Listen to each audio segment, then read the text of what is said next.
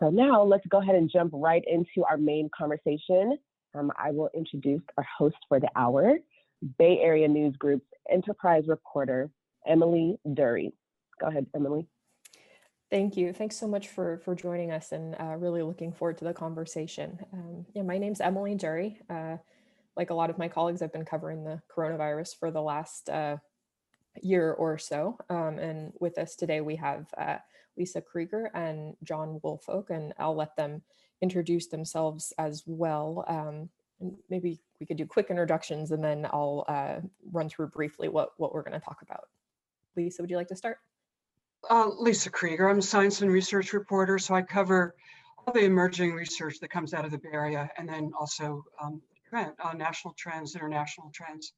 I cover Stanford, UC Berkeley, Lick Observatory, Lawrence Livermore National Lab. So much great science happening here. My degree is in biology from Duke University, and I went straight into science writing after college. And because of my interest in all things little, I've really am fascinated by viruses. Started my career with HIV/AIDS, and thought that was it. That was the big story of my lifetime. And now we've got this. And it's really been a pleasure. I have to tell you that the intelligence of the readers and the people who write and the questions really appreciate your engagement. So I'm focusing now largely on vaccines, which will be what gets us out of this nightmare, but also writing about therapeutics and variants and other things that pop up. So thank you. Over to you, John. I'm John, and I'm a general assignment reporter and sometime editor here at the paper, and I've been covering various aspects of the coronavirus pandemic, and they've asked me to take a particular look at the school closure issue regionally, and I get to see that firsthand through my 8th grader and recent high school graduates. So I've been watching it from both ends, and so that's what I've been doing. Sounds good. And got lots to talk about today. We can talk about the current vaccines, what's in the pipeline. We can talk about how the vaccines might change our lives. John has been digging into what this means for schools. We can talk about that. We can talk about what you can and can't do after the vaccine, what's safe, what's not. I think to start, let's hand it over to Lisa, and I think she's going to give us a brief introduction. Yeah, and I've got a PowerPoint. If we could cue that up.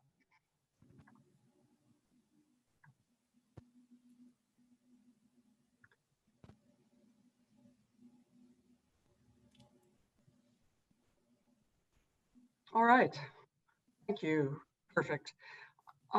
So this is who I am. My hope is to sort of summarize what we know and what we don't know, and invite your questions. What I'm gonna do is just sort of create the foundation for where we're at. So this is the promise of vaccines, right? I think that was taken at Hardly Strictly Bluegrass a couple years ago. And how do we get back to this is the big question. So next. So 2020 was a really hard year, right? Gloom and doom. In fact, new research this morning out of the CDC showing we've lost a whole year of life expectancy. Basically, the biggest drop in life expectancy since World War II. And on average, about 1 year of life lost. I think 78.8 years down to 77.8. If you're African American, 2.7 years, which is stunning. And Latino, I think 1.8, 1.7. Anyway, 2020, really hard year.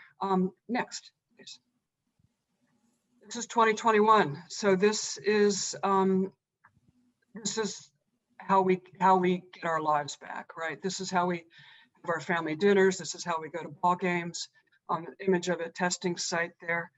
You know, and I think we're going to look back on 2021 as a real triumph of science. That within 1 year, we have 2 vaccines and more in the pipeline that are 95% effective. And we can put this pandemic in the rearview mirror and move forward, thanks to science. Next, please. Quick overview. Vaccines, you all familiar with Pfizer and Moderna? This is how many doses have been distributed of each one. Next week, the FDA is going to review data for the Johnson & Johnson vaccine. John, you were saying earlier today, think there'll be 100 million doses. I've heard there aren't going to be that many, so we'll see. Oh, anyway, that's going to be tomorrow, next week's big news. So for readers to stay tuned. So why does this matter? The J&J vaccine is 1 dose, not 2, and it does not need refrigeration. So for people in rural areas, people in other parts of the world, it could be a real game changer once they get their manufacturing and production up. And then after that, maybe AstraZeneca. So we'll have 4 at that point. Next, please. So with these 4, I don't know, those of you who might be watching the Australian Open right now, this is our grand slam, right? In 1 year, we've got 4 really strong vaccines where the data is already there and it's super promising. This is like, Steffi Graf or Serena Williams winning all 4 in 1 year. Really, it's important for us to look at the good news here. So next. There are more. So there are, in addition to the Pfizer, Moderna, AstraZeneca, and J&J, there are 6 that are in early limited use. You've heard of the Russian and Chinese vaccine. We're also looking at that technology. There's some that are in large-scale efficacy tests, 20. There are others a little bit further away, 27, that are now currently being tested for safety and really large tests, and 37 that are in the early phase 1 trials, looking at early safety and dosage. A couple have been abandoned, no big deal. We've got essentially like 60 or 70 that are in the pipeline behind Pfizer, Moderna. Another quick point I'll make here, 4 different platforms, essentially. It's like 4 different flavors of vaccines. The reason everyone was so excited about Pfizer and Moderna is that it's this new messenger RNA platform. Basically what it does is they're little tiny pieces of RNA. They encode for this called a spike protein, which is what gives the coronavirus its name, this corona thing. And it's encased in this little liquid gel that gets injected into your arm. That messenger RNA enters the cell, it's translated into this spike protein, and then your immune system responds. It sees this. It's not virus, not the whole virus. It's just this itty bitty spike protein, and pretty much immediately starts cranking out both arms of the immune system, the antibodies and then the cytotoxic T cells. A really amazing, beautiful platform, and it's very versatile. We can talk about that later. Anyway, that's where we are. Really good news. Next, please. How are we doing? So this is probably a week old of data, but looking good, right? This is the CDC's data of vaccine doses going out across the US. Something like 27 million Americans have received 1 dose and 6 million have received 2. The data where we are now is the reporting is incomplete, so it looks small, but anyway, lines are headed the right direction. Next, please. How's it going in California? So we had a pretty slow rollout for reasons that Emily and John can elaborate on. Currently, there have been 8.4 million doses delivered and 6.3 actually administered. So looking better than it was a couple weeks ago. Still have a ways to go. Next, please. So how does distribution work? It's pretty complicated. I'll just go through it. This is from 30,000 feet up. Basically, the federal government decides how much does each state get, and it's based on their supplies. Also based on the state's percent of the US population, percentage of people over age 65. Emily has mentioned earlier also what your high-risk populations look like. Federal government recommends eligibility. You probably heard all these coming out of the CDC maybe 3 or 4 months ago. And then the federal government also has its own distinct pipeline that it gets to the long-term care facilities and the VA hospitals, federal prisons, Walgreens, CVS. And then the states decide how much goes where by county. And then who's in these priority groups, which we can talk about. And then there are also, to make things even more complicated, these independent, where the manufacturers ship them directly to large healthcare providers. Final point, counties have a whole lot of flexibility, which is what's creating a lot of the confusion as to why, if you're in San Mateo County, you're getting something that Santa Clara County folks may not be. Next, please. Who's getting it? So you all have heard about the healthcare workers and the people in the long-term care facilities. That's pretty well underway. I've heard probably the next couple of weeks we'll be finished with this phase A1. Who's getting it now? Folks over 65 and older. Again, these are guidelines, recommendations. On the ground, it can be different. We're going to start moving into education, teachers. John can address that. Agriculture and food. A lot of the workers out in the fields really need vaccine. And then folks in emergency services and first responders. Next, please. And who's next? So this was last week's big news. And that is, if you've got a high-risk medical condition, you're going to be in this next tier. So what are these conditions? And I apologize for the small print, but you can see, these are people who are pretty sick, right? Or have these extenuating circumstances like pregnancy. Pretty limited group. That being said, if our goal is to keep people from dying, and we don't have enough vaccine to go around, these are the folks we're focusing on. Next, please. And in this same group, also people with disabilities. So this isn't any disability. You've got to, you have a disability that if you got sick, it could be really severe, it could be deadly. It could be that, if you have a disability so profound that you need life-sustaining care, if COVID interferes with that, that's a problem. And then also if you get COVID, I'm hearing somebody should be put on mute. Thanks. Yeah, we got the Zoom school going here. Oh, fun. Good. And I'll wrap up soon. We can pivot to music if you like. Next, please. All right, just very briefly, how do you find out if you're eligible? In a perfect world, your healthcare provider will tell you. As we know, the system's been really fragmented, really frustrating, really confusing. So something called My Turn is the state's effort to centralize this. It's just rolling out a bunch of pilot projects going on in LA and San Diego, Bay Area, and parts of the Central Valley. Basically, you can go on this, and you can scroll through and find out whether you're eligible or not. It leads you through the minefield. Next, please. I went through this last night, told me I was eligible. I'm just turned 65. That being said, even though I'm eligible, it was not able to find any actual vaccines. So the hope is you register in this system. When vaccines become available, they're supposed to alert you. And the hope is to just streamline a lot of this. We can talk later about other ways to find out as well. Next, please. Why have there been all these delays? I'll go through this quickly and we can talk about it in the Q&A. A lot of the responsibility for vaccine distributions percolated down to local people. They're the most busy, they're the least well-funded. They've been demanding protocols, a lot of paperwork. A lot of vaccine deliveries, this has changing under our new president, thankfully, but they tend to be sporadic and not finalized to the last minute. It's really hard for local folks to know exactly how many doses they're going to get when. And then finally, there have been reporting delays and software glitches. We've all heard the stories about the overwhelmed phone networks and websites. Next, please. What we're still learning, we can get into this with the Q&A. Does vaccination stop transmission? Really interesting and important question. Why only 95%? Like what happens to the other 5%? Like who are these people and what's going on? Will we need annual shots, boosters? If I've had COVID, do I need a vaccine? Will vaccines work against the new variants?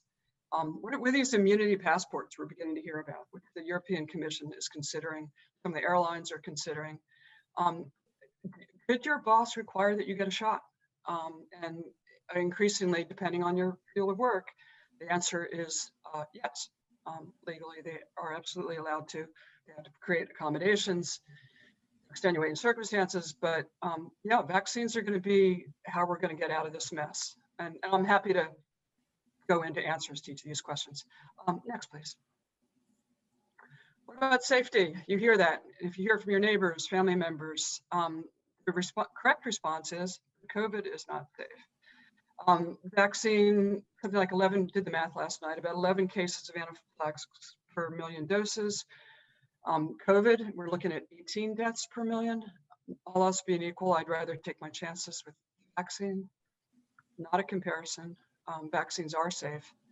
Next, please. Herd immunity. Next. What is it? How do we get there? So look at these other diseases.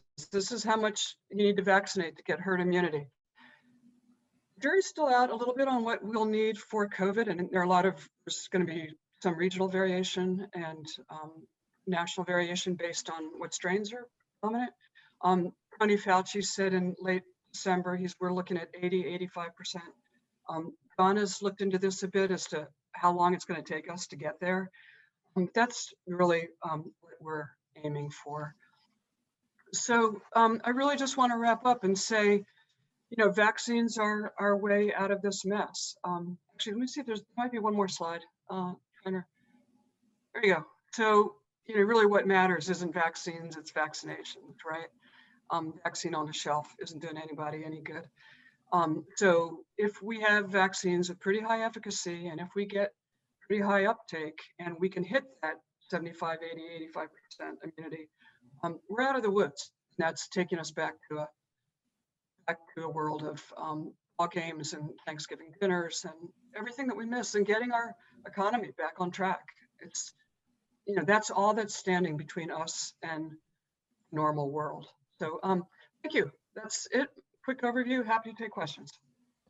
Thank you, Lisa. That's very helpful. I appreciate it.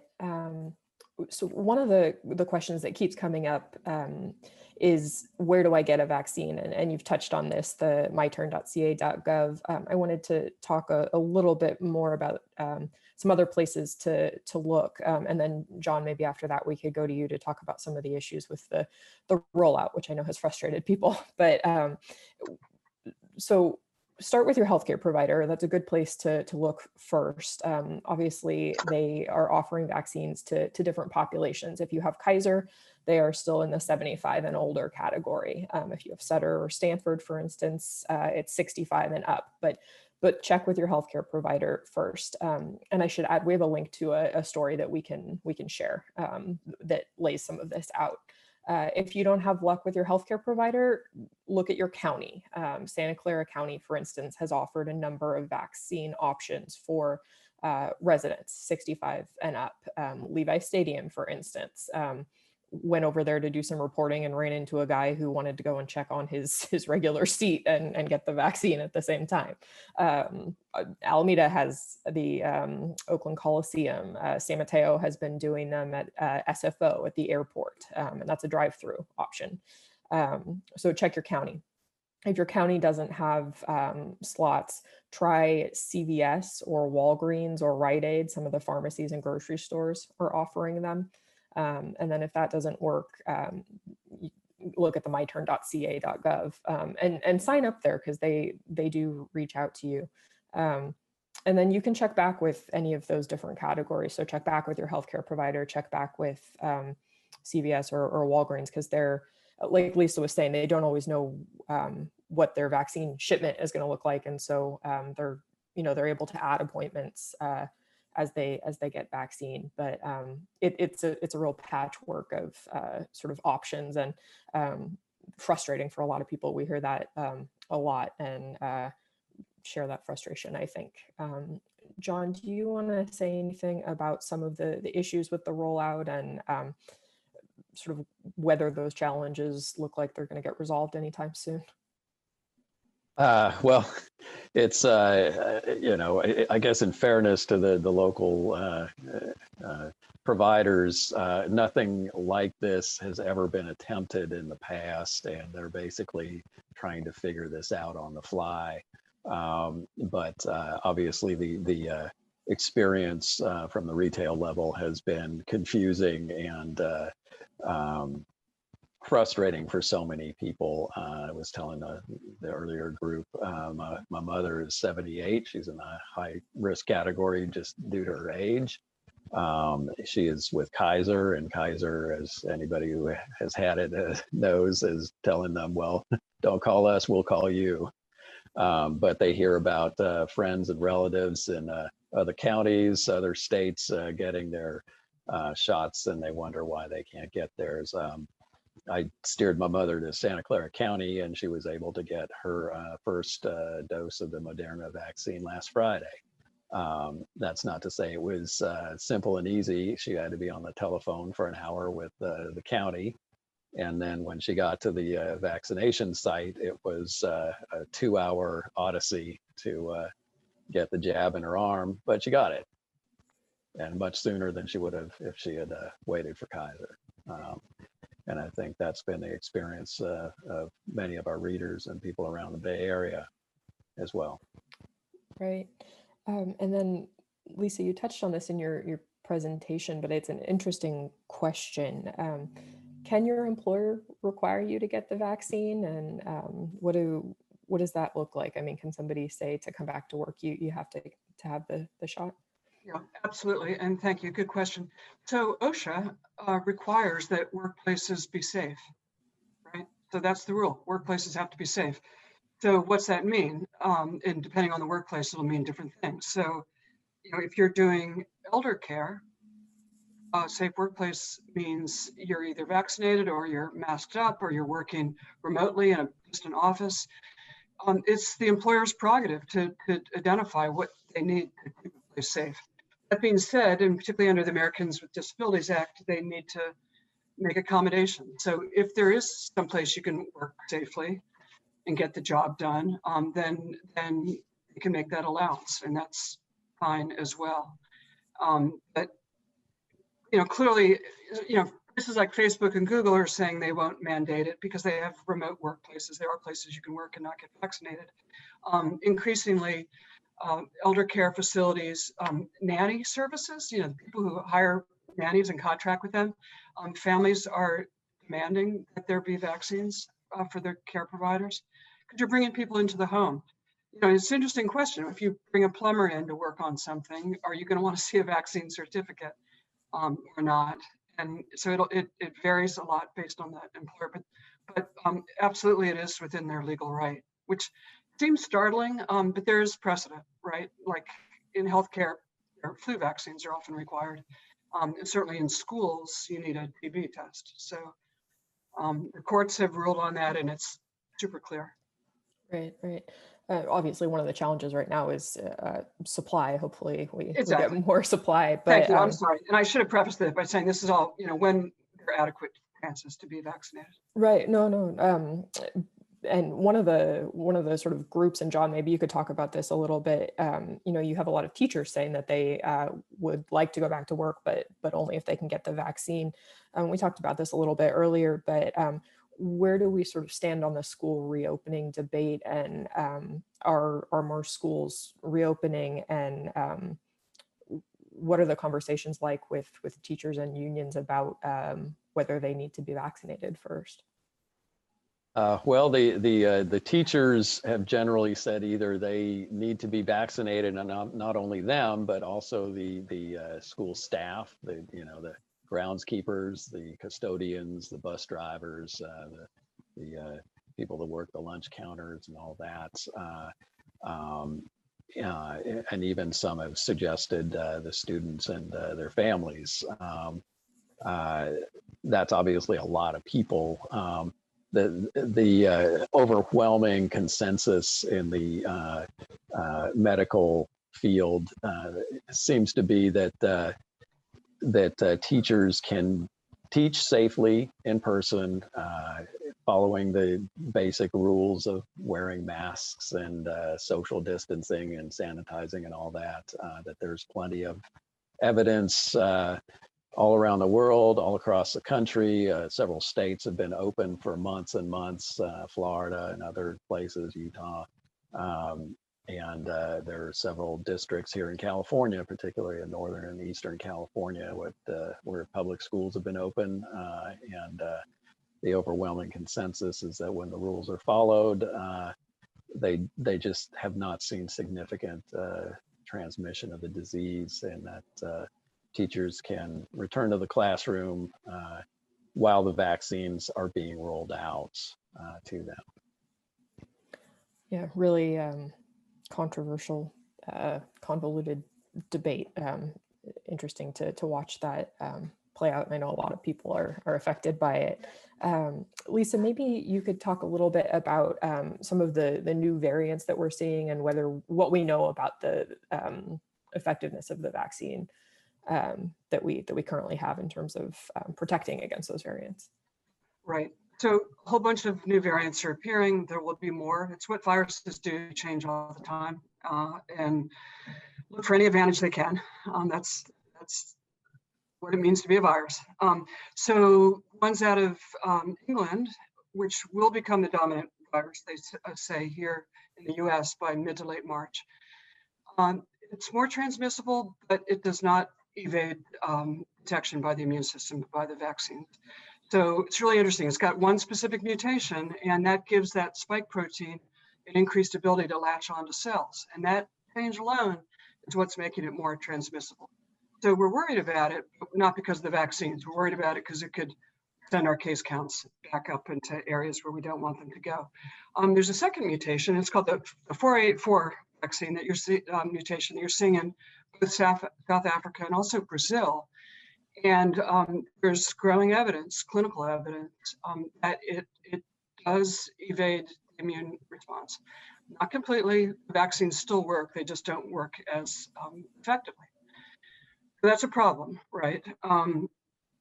We have not seen either of those gain a real foothold in the US now. That's the importance of the genomic sequencing that we're doing, because when we see them, we want to catch them. We want to do contact tracing. It's going to be a problem. That being said, both Moderna and Pfizer right now, as we speak, are altering the vaccine so that if they need to give a booster, they can. And it's very much kind of this plug and play. I mean, that's the beauty of messenger RNA vaccines, is that you can just add the mutation into this messenger RNA, plunk it in, and then you're basically fitting your vaccine for the prevailing strain that's out there. It's super easy, super quick. It does mean another round of vaccinations. That being said, we can keep up with this as long as we're doing the surveillance and as long as we know what's out there. So, yeah. Yeah. And one of the questions that we've gotten is whether the vaccines are equally effective, because I think a lot of people hear when they sign up for a vaccine that they can't select which one they want. And some of that is just because the provider doesn't know what shipment they're going to get. But Right. are they equally effective, and is Yes. one better than the other? So Moderna and Pfizer, something like Moderna's 94.6 and Pfizer's 95% effective. So yes, Johnson & Johnson, the new one coming out, I think is like 73% effective, less effective, but then it's a single dose. That's easy. And then it doesn't need cold storage and all this really complicated shipment. So if you live in whatever, Bhutan, that may make a whole lot more sense rather than waiting for the perfect both doses to come out. So internationally, that's got a whole lot of promise. But yeah, in terms of the choices that are available now, either work. People ask, well, what about that 5%, right? And what I've been told is that 5% actually reflects your ability to mount an immune response. And there are people, and we don't know why, that for whatever reason, they're not producing the neutralizing antibodies to fend off the virus. So the scientists are saying it's not the vaccine's fault, it's that our immune system is not eliciting the right response when it sees the vaccine. So we'll learn more, but 95% is darn good. Really, really, really good. Right. And of course, just to finish that point, I'm sorry, if we get enough people vaccinated, I mean, the whole point of rushing through vaccination, in addition to saving lives, is that a virus that is not multiplying is not creating mutations, right? You're stopping it in its tracks. So variants become a non-issue at that point. If you're not having really fast replication of the virus, variants are much less of a risk. The more people we can get vaccinated, that whole boogeyman of the variants becomes less of an issue. Got it. And then one follow-up question to that. We've gotten some questions from people about if they're immunocompromised, does that affect how the vaccine works, or is there a particular vaccine that's more effective? Does that matter at all for people with My understanding, it does affect how it works, and you should talk to your healthcare provider. My understanding is there is a less of a response. Right. Yeah. John, maybe you could take this one. What do we want to say to people that are maybe nervous about getting the vaccine, or not convinced that it's something they should do. Well, Lisa spoke to this earlier, presented some data, but correct me if I'm wrong, but I don't think there have been any fatalities from the vaccine. There have been There was a cluster in Norway recently. People are scratching their heads over, but it seems unrelated. No, you're absolutely right.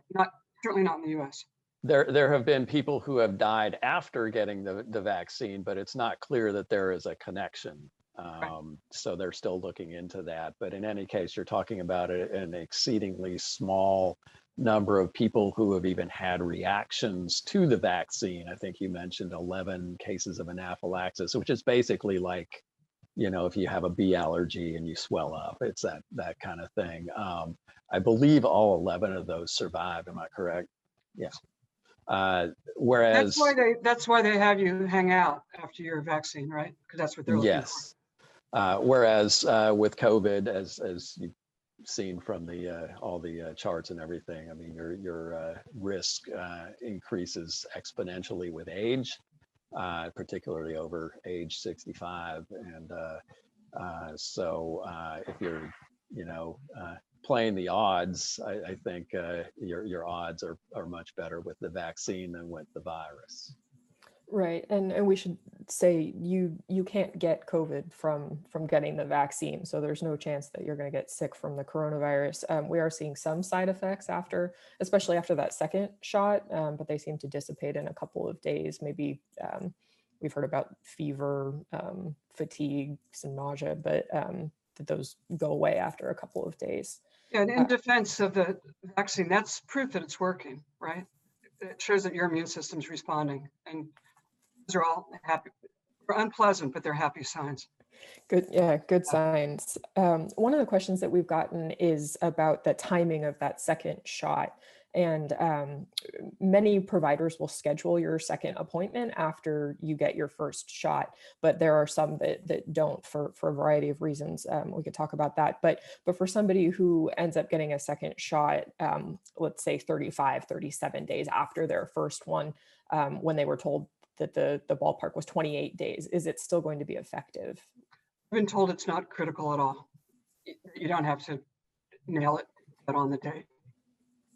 Got it. And is the vaccine mixture, or just components of the vaccine, is it the same after the first and second dose? Are they different? What's the... Right. So what they'll tell you is that you need the same company manufacturer for both doses.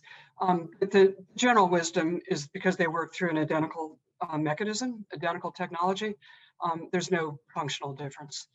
And then someone had asked earlier, at what point after the second dose are you protected? I read this morning, 2 weeks is what they're telling people. So, you want to give your immune system time to really crank up. And then there are two arms of the immune system. One is immediate response and the other is slower, sort of a memory response. But yeah, give yourself 2 weeks after that second dose. Right. And then one of the questions we've gotten, and I can talk about this a little bit, is people are hearing about large vaccination sites in places like Levi Stadium in Santa Clara County, or the Coliseum in Alameda County. And people are wondering, I don't live there, can I go there? At the moment, well, actually the Alameda site is a federal partnership, but Levi's and many of the others are county operated. And they're restricted to county residents for the moment. The governor was actually at Levi's when that location opened, and we asked him about whether there was any thought of making these sort of mass sites regional, so that people who lived nearby but not in the county could go. And the answer for now is that they're not looking at that. Perhaps in the future, those sites would be expanded, but for now, they're open to residents of that particular county, which I understand frustrates people. But one of the other questions that we've gotten, though, is what do we know about future vaccine inventory? And Lisa, you showed that chart earlier, but how quickly is production expanding, and I guess how much of a difference would that Johnson & Johnson vaccine make if and when that gets approved? So John, you may have more current data than I do. My understanding is they're for reasons I don't fully understand, there won't be that many doses of Johnson & Johnson immediately. That being said, more is better. Moderna and Pfizer are trying to expand manufacturing. It's really hard though, right? Like anyone who knows manufacturing, our readership, if you want to expand manufacturing, you typically have to take a plant offline or part of the line to expand capacity. So, it's not like making widgets at a Goodyear plant or something. Like this is a very specific process, and the Defense Production Act doesn't fix that problem. It can give us more syringes and gloves and all these other important things. But this is a very, these are dedicated manufacturing plants and a really, really complicated process.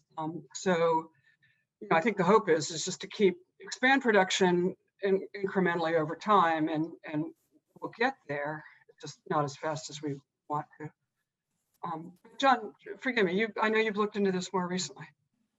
I know that in the past week or a few days, Johnson & Johnson, in their announcement about their upcoming vaccine, indicated that they were committed to producing 100 million doses by the end of June.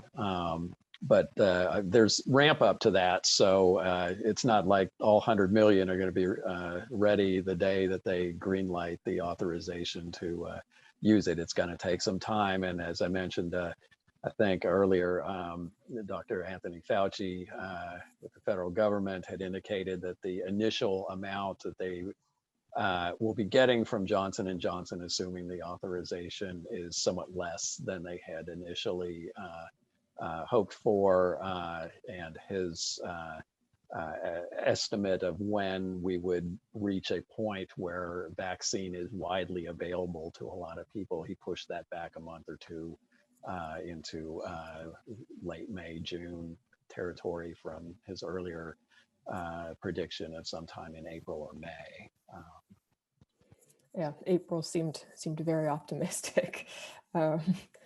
One of the things I'd like to talk about is what you can do after you get vaccinated, and obviously there isn't sort of a hard and fast answer to this, but once you've gotten vaccinated, what's relatively safe or not? Lisa or John? So the whole underlying question, which was not addressed by the vaccine trials, part of the vaccine trial was to look at, are there ways we can prevent people from dying, right? Getting severe illness and dying. So that was their endpoint. That's what they looked at, which seemed appropriate at the time. Now it's sort of infuriating because we don't actually know, can vaccines prevent asymptomatic transmission, which is part of the question, I think, of once you're vaccinated, can you still go around and spread it? And if so, what does that mean? And if not, what does that mean? So there's growing evidence that the virus does in fact reduce viral load, they call it, is the term they use, in the nasal passages. And that being the case, there are a lot of doctors, and Dr. Monica Gandhi up at UCSF earlier this week feels very strongly that the evidence does show that once you're vaccinated, you're really not carrying any substantive viral load, and you don't pose a risk to yourself or others. So 2 weeks after the second dose, Dr. Gandhi's parents are coming to visit who are vaccinated. Dr. Gandhi's vaccinated. Her kids are not. They're not wearing masks. It's going to be a complete unmasked family gathering. She's so confident in this biologic data. So not only are they seeing less virus in the nasal passages, but when you give it to macaques, which is the monkey that they're testing this in, you can't find it. And they're also, when you actually look at the epidemiology of case counts in places like Israel that are really highly vaccinated, you're really seeing interruption of transmission. So that being said, there's also, because it hasn't been proven, and there are 3 studies that are now going on that will give us that definitive answer. Until we have that, a lot of scientists are saying, folks, let's just hold on here and just keep wearing masks for another couple of months. We're going to have good data. We just need to wait for it. So in terms of what you can do, so that's, and clearly anything else you would normally do, you should feel free to do. But Dr. Gandhi's advice is vaccinated and vaccinated people. If you're having a dinner party, everyone's vaccinated. He feels that you don't need masks. Vaccinated and unvaccinated people, wear a mask. Better be safe than sorry. And clearly unvaccinated, everybody mask up, social distance, and the whole 9 yards, business as usual. Right, and I know they're seeing some encouraging data coming out of long-term care facilities, nursing homes, but where people have been vaccinated, and they're finally, after months of isolation, getting back to some semblance of normal, and the sort of mental health benefits of that are profound. Good point. So we've heard about Blue Shield getting involved at the state level, also Kaiser. Blue Shield has signed a contract to try to streamline some of the dispersal of vaccines at the state level. Kaiser supposedly is going to be opening some mass vaccination sites. Either John or Lisa, would you like to say anything about how that will change the rollout in California? John, I'm going to let you take that. Emily, you probably know too.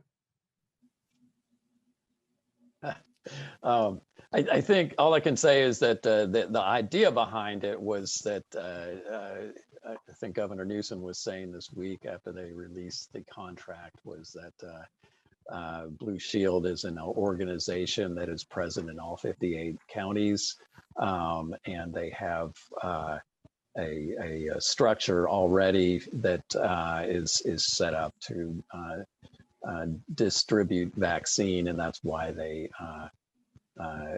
selected them. It was a no bid contract, which they approved under emergency authorization, and that has raised some questions. But their rationale for that was that this was an organization that is set up to do this kind of thing better than what the state and the counties had that they were working with, which clearly was having some hiccups, as many people experience.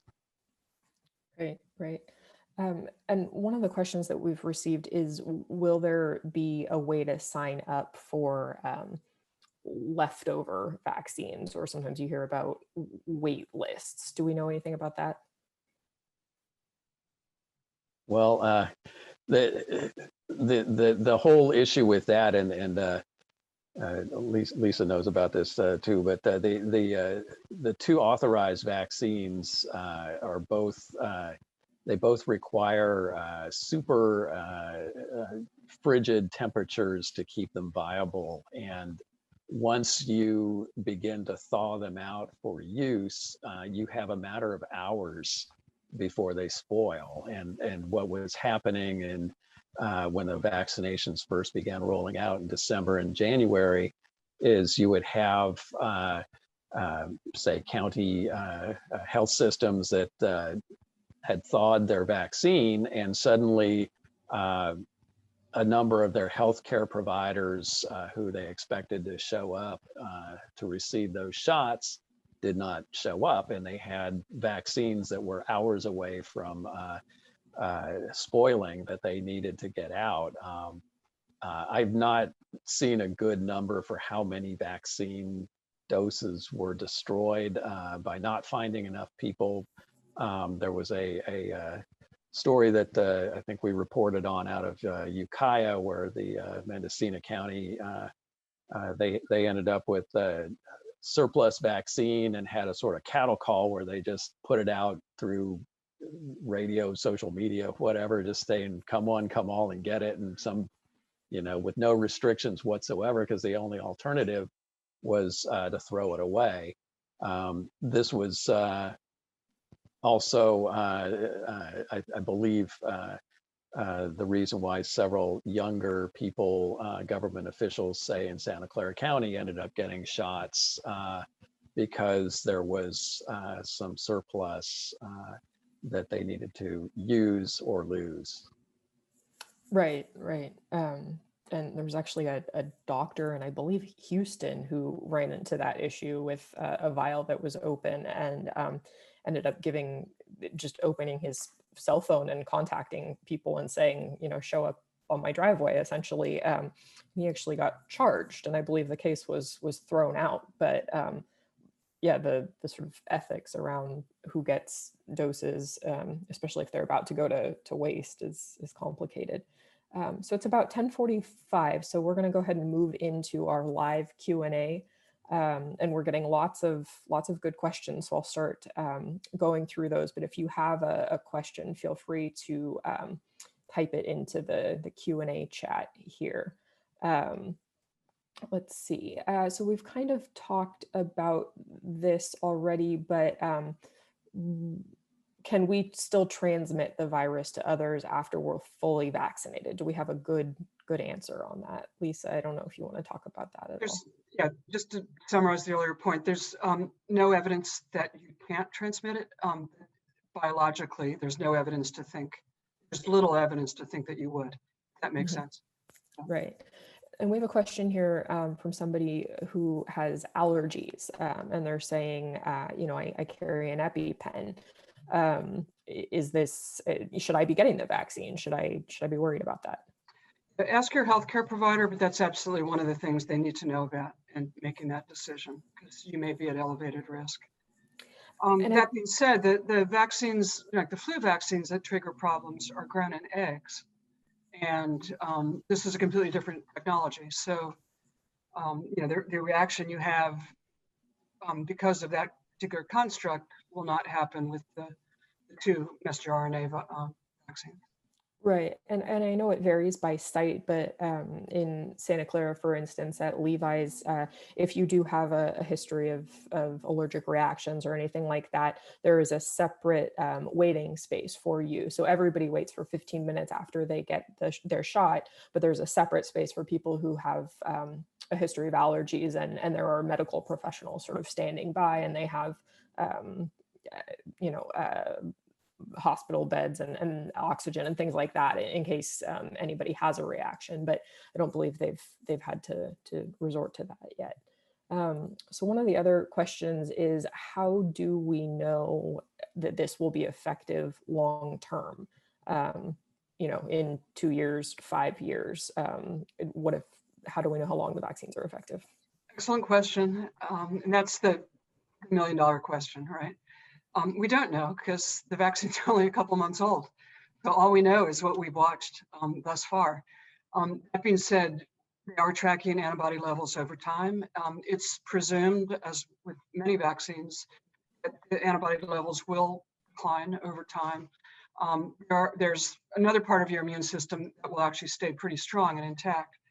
But what's really interesting is that they decline at different rates in different people, right? Which complicates things a bit. So if you're elderly, you typically do not mount as strong of an immune response. It's not as durable of a response. We just don't have, over the age of 50, you just don't have the number of T cells you need to mount a really strong defense. So what's being discussed is the likelihood of annual shots, perhaps, in older people, and but not necessarily in younger people. And then, of course, boosters, if we do end up running into some issues with variants, where we actually need to then tailor the vaccine to deal with these variants. We absolutely don't know. It's something that's being watched really, really, really closely. Right. And then we've got a question here, and I can just answer this one quickly, about whether retail pharmacies are restricting vaccines to 65 and up. And yes, they are. They're following the state guidelines. So you can get a vaccine at CVS, Walgreens, Rite Aid, some of these places, but they are restricting access to what the state allows. Let's see. We're getting a number of questions about Kaiser. We talked about that earlier this morning. John, do you want to say anything about why they're restricted to 75 and up still, while some of the others are not? All we know is what they told us, which is that they're not getting enough, and why they're not getting enough vaccine, given that they are the premier healthcare provider in the South and East Bay, and for many parts of our coverage area, is a question I don't think we've had a satisfactory answer to. Right.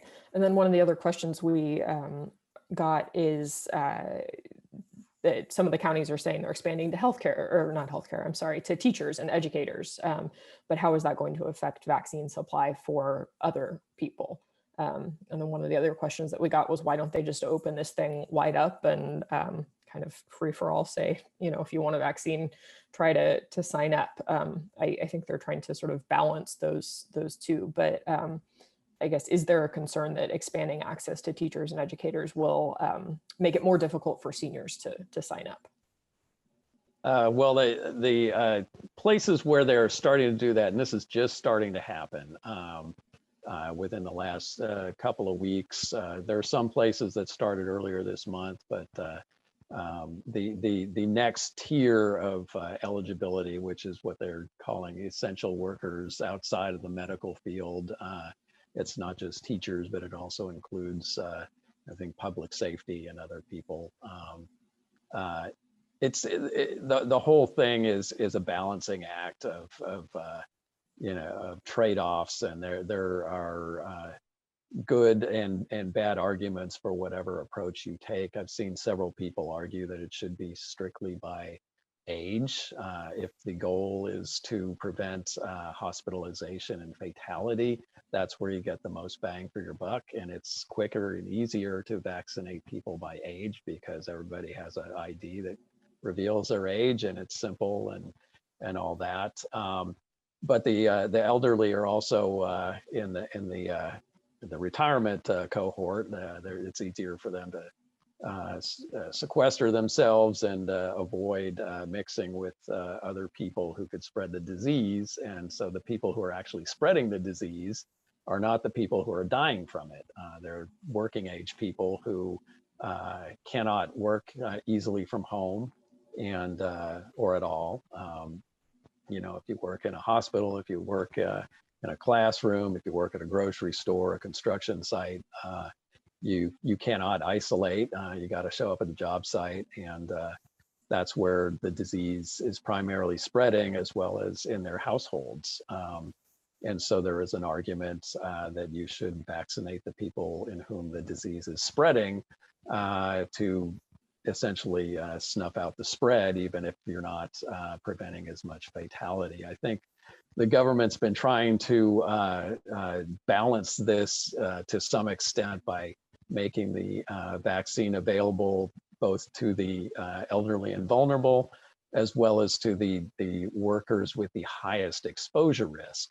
Now, for teachers, that's an interesting question because, as we said earlier, the science indicates that schools are not big spreaders of the virus, and the teachers can work safely unvaccinated if they follow basic virus hygiene rules.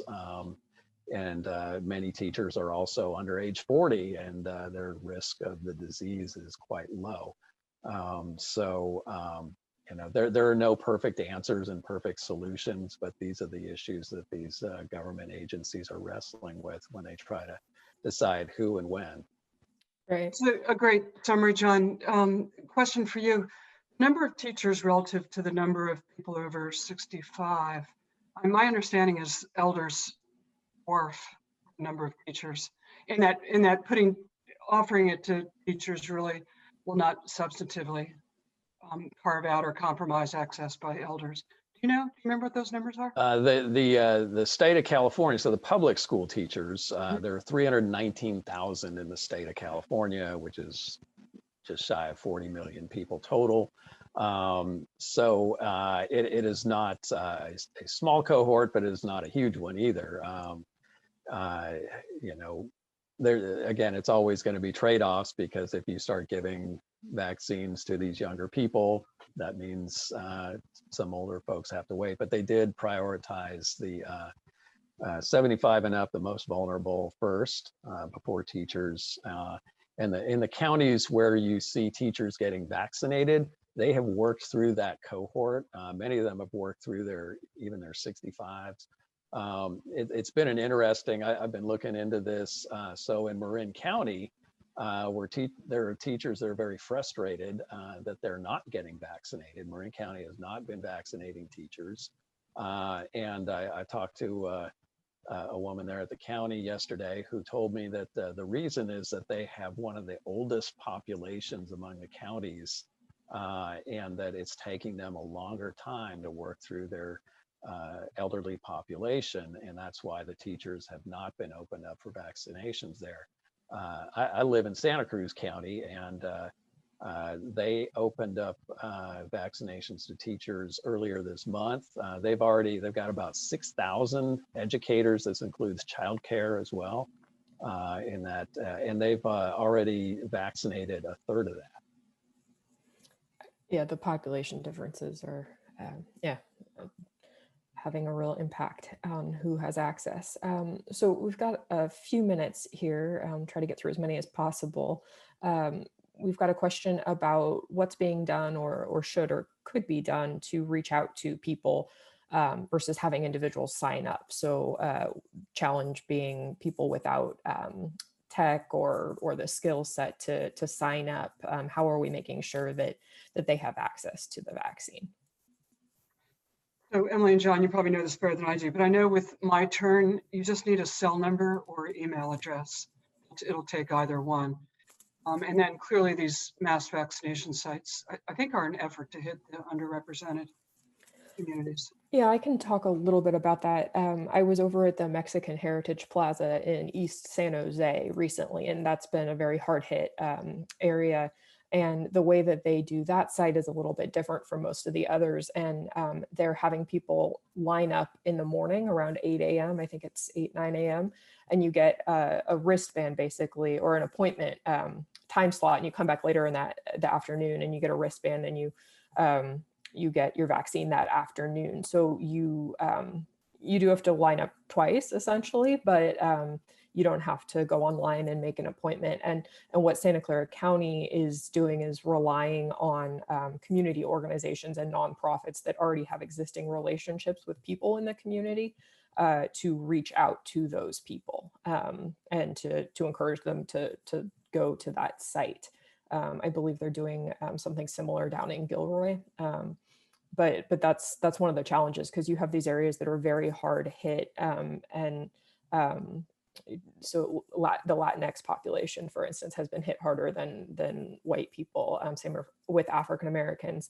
But then when you look at who's actually getting the vaccine, white people are overrepresented. So there's a real sort of equity issue that people are talking about, but hasn't been completely addressed. I don't know if either of you want to say anything else on that. No, that was beautiful. Thank you. I believe Governor Newsom had addressed this because they have the data that's they expect to publish soon if they haven't already. But he was indicating that a big reason for that equity disparity has to do with the population of the healthcare cohort that they prioritize. Right. We've got a question here on, is the vaccine safe for pregnant women or those thinking about becoming pregnant?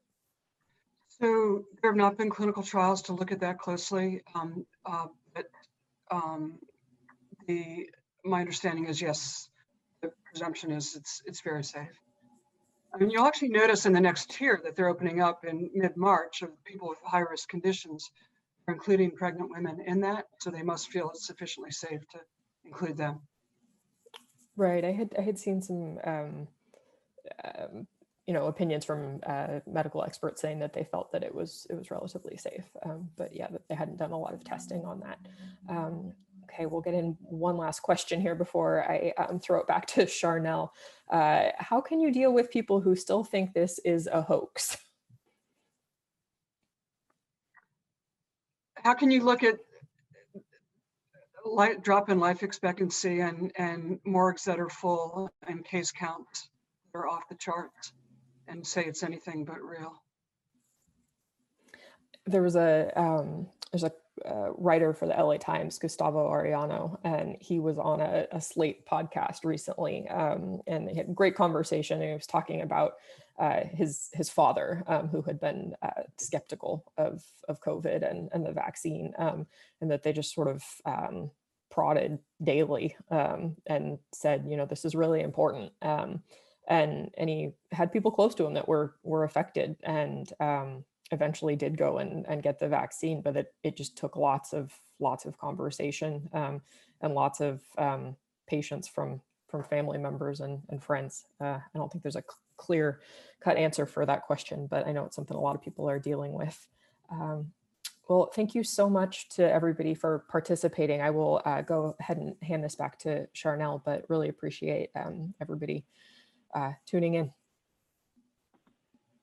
Yeah, thank you, Emily, and thank you, Lisa and John, just for taking time out to share your expertise. I know there's a lot of information out there about COVID, and we just don't know what is, what is true and what's not. So we really appreciate you guys sharing your knowledge with us. And so with that said, that brings us to the end of our event. And I did mention earlier that we will have a survey. That survey actually should be queued up right about now. So please take just a couple of minutes. We would really just appreciate your feedback on our event that's going on, and it doesn't take long at all. And then also just want to remind you of our next webinar. It is episode 3 in our gardening series, and we'll focus on small space gardening. It'll be held on March 11th at 10 a.m. And you can register for this event and upcoming events on mercurynews.com/events, eastbaytimes.com/events, or marinij.com/events. Also, if you have any suggestions on future events or gardening topics, something that you want to know more about, please send any suggestions to us. You can send them to theevents@bayareanewsgroup.com. And so that wraps it up for us.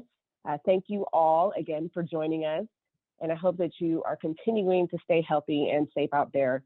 I hope you guys have a great rest of your week, and we'll see you next time. Thank you.